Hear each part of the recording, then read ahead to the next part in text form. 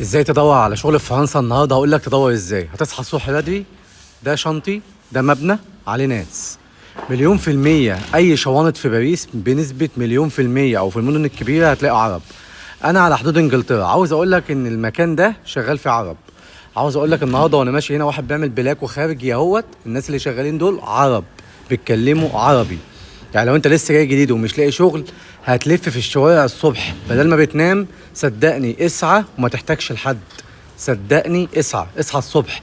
اي مبنى في المنطقه اللي انت فيها، منطقه جنبك، ادخل قول له جو شارش دو ترافاي، جو شارش دو ترافاي. اتعلم اي كلمه ان انت بتبحث. يعني كل اللي عليك هتسعى وتتوكل على الله. طب انت شغال في مطاعم، اسعى دور على مطاعم. انت بتحب الماركتات، اسعى دور على ماركت. انت بتاع باريستا، اصحى ودور واسعى من الصبح.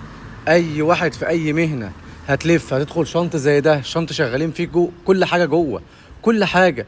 هتدخل عادي، قول لهم انا عاوز اقابل الباترون وعاوز اسال على شغل. لقيته بيتكلم انجليزي كلمه انجليزي، بيتكلم فرنساوي ترجم له على الموبايل. انما ما تنامش مكانك وتستنى باترون يكلمك او واحد صاحبك يشوف لك شغل. صدقني والله انا بكلمك عن تجربه عملتها هنا. واوقات ربنا كان بيرزقني واوقات ما كنتش بلاقي، واغلب الاوقات هقول لك ما كنتش بلاقي، مش هقول لك دايما بلاقي. بس بعدها بفتره الاقي واحد بيكلمني يقول لي انت جيت لي الشنط من اسبوع واسبوعين، انا فاكرك، ما تيجي لنا محتاجينك. اقول له لا. دي نصيحه لوجه الله للناس اللي بتدور على شغل، وانا بنصحك بجد من الواقع.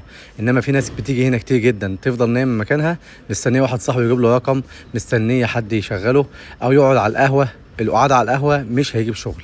صدقني السعي انك تسعى في البرد كده والجو يمطر عليك، او في عز الشمس لحد ما تدوخ، ده السعي الحقيقي والاجتهاد.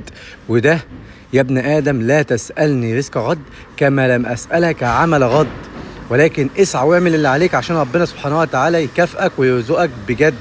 ده السعي الحقيقي، مش انك تنام او انك تستنى مكالمة تليفون.